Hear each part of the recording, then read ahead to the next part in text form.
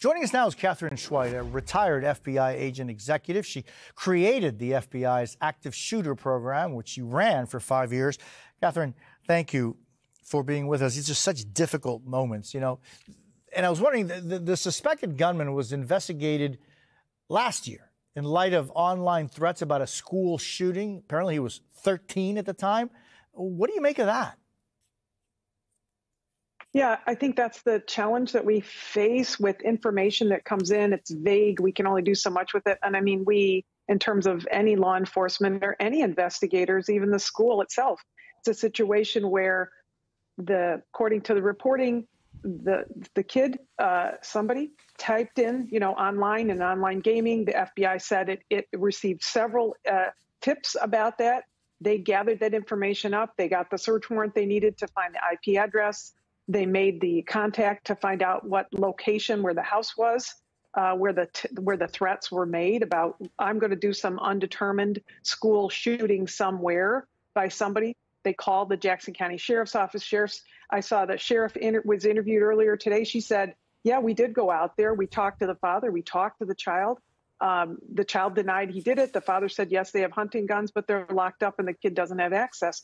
At that point, law enforcement can't keep somebody on their radar. Our legal system doesn't allow us to do that, as it shouldn't, right, in our free society. But it does speak to the fact that there are holes in our system of keeping track of each other, and those holes can't just be law enforcement, or they can't just be the school principal or the teacher or even just the parent.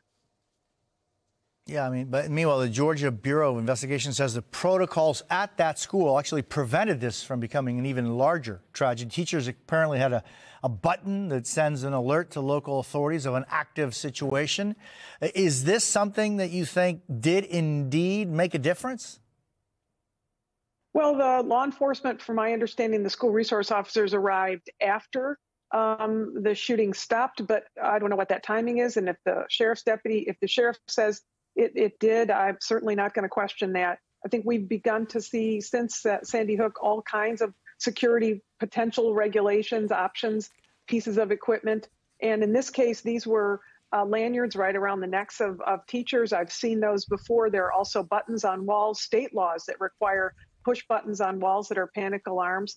And it brought the SROs into the direction of where they were getting a page from. And so that's fantastic. It's a big school, right? 2,000 kids. And so you can only have so much resources there in terms of law enforcement.